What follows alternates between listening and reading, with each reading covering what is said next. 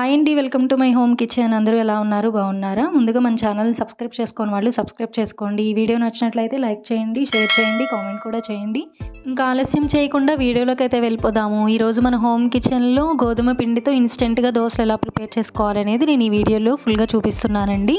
వీడియోనైతే ఎక్కడా స్కిప్ చేయకుండా ఫుల్‌గా చూసేయండి. మనం జనరల్‌గా బ్రేక్‌ఫాస్ట్‌లోకి ఇడ్లీ, దోస పిండిని ప్రిపేర్ చేసుకుని బ్రేక్‌ఫాస్ట్ అనేది ప్రిపేర్ చేసుకుంటూ ఉంటాం కదా!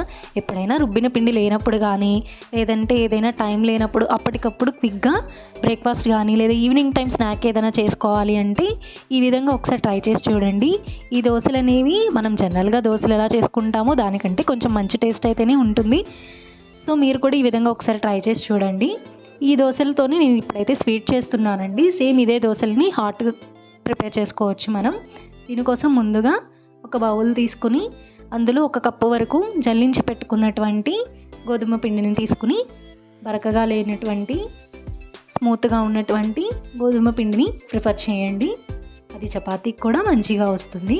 తర్వాత ఇందులో రుచికి తగినంత, అంటే లైట్గా స్వీట్ అయినా కానీ కొంచెం సాల్ట్ తగిలితే టేస్ట్ బాగుంటుందని చెప్పి కొంచెం చిటికెడు సాల్ట్, అలాగే ఇందులో ఒక కప్పు గోధుమ పిండికి 1/4 కప్పు వరకు బెల్లం తురుముకుని రెడీగా పెట్టుకోవాలి. తర్వాత టేస్ట్ కోసం ఇందులో 1 టేబుల్ స్పూన్ వరకు షుగర్ని యాడ్ చేసి, సాల్ట్, షుగర్ ఈ పిండిలో కలిసేటట్టుగా ఒక్కసారి కలుపుకోవాలి. కలుపుకున్న తర్వాత 1 టీ స్పూన్ వరకు పిండిలో ఆయిల్ని వేసుకుని మరొకసారి కలుపుకోండి. ఇప్పుడు మనం ముందుగా తీసుకున్నటువంటి బెల్లంని కొంచెం హాట్ వాటర్లో వేసి కరిగించుకుని ఈ పిండిలో కొద్ది కొద్దిగా పోసుకుంటూ దోస పిండి బ్యాటర్ని ప్రిపేర్ చేసుకోవాలి. ఒకేసారి వాటర్ని పోసేయొద్దు.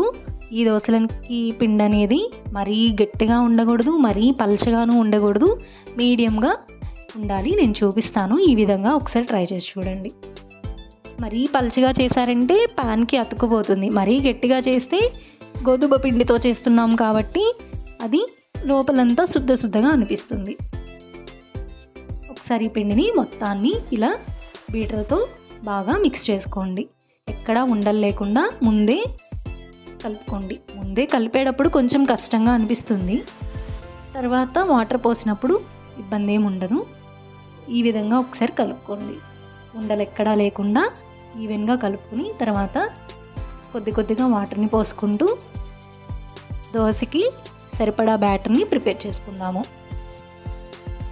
ఈ విధంగా ఫైన్గా గరిటెతో కానీ లేదంటే ఎగ్ బీటర్తో కానీ ఇలా బీట్ చేసుకోవాలి.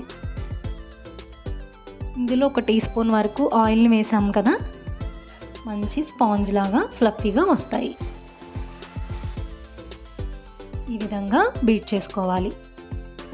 ఎప్పుడైనా ఏదైనా పిండి కానీ కేక్ కానీ బ్యాటర్ ప్రిపేర్ చేసుకునేటప్పుడు రివర్స్ అసలు తిప్పొద్దండి. ఏదైనా వన్ సైడ్ మాత్రమే కలుపుకోండి. తర్వాత పర్ఫెక్ట్గా వాటర్ అయితే సరిపోయాయి. నేను గరిటెతో పోసి చూపిస్తున్నాను కదా, ఈ విధంగా కొద్ది కొద్దిగా వాటర్ని యాడ్ చేసుకుంటూ కలుపుకోండి.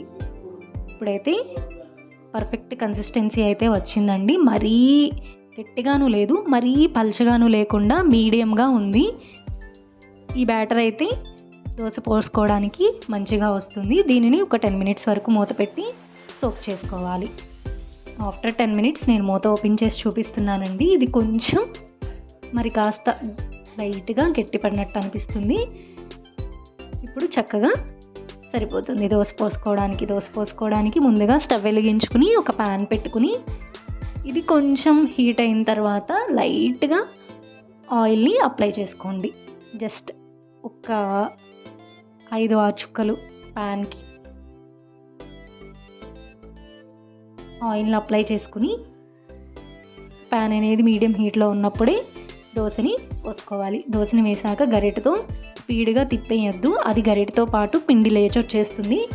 సో నెమ్మదిగా గరిటెతో దోస పోసుకుని పైన లైట్గా ఇంకొక 2 చుక్కలు ఆయిల్ వేసి బ్రష్తో అప్లై చేసుకోండి. ఈ దోసలకి ఆయిల్ అనేది ఎక్కువగా కూడా పట్టదండి, టేస్ట్ బాగుంటుంది. గోధుమ పిండి హెల్త్కి మంచిది కదా, ఫైబర్ కంటెంట్ ఎక్కువ ఉంటుంది. దోస వేసిన తర్వాత ఒక 2 మినిట్స్ అలాగే వదిలేయండి. తర్వాత మెల్లగా గరిటెతో రెండో వైపు తిప్పుకొని బోత్ సైడ్స్ ఈవెన్గా కాల్చుకోవాలి.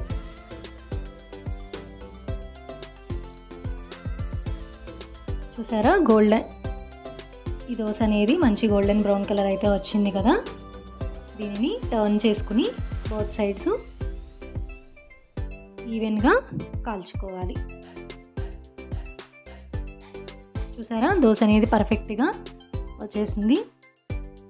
ఈ విధంగా ముందే కదిపేస్తే ఏమవుతుందంటే అది కాలకుండానే కదిపేస్తే అది పల్చగా ఉండడం వల్ల చిరిగిపోతుందండి. సో కొత్తగా ట్రై చేసే వాళ్ళైతే కొంచెం ఎక్కువసేపే కాలిన తర్వాత తిప్పుకోండి. చూసారా వేడి వేడి గోధుమ పిండితో స్వీట్ దోశ అయితే రెడీ అయిపోయింది. దీంతోనే మనం కారం దోశ కూడా ప్రిపేర్ చేసుకోవచ్చు. నేను ఇంకొకసారి వీడియో చేస్తాను.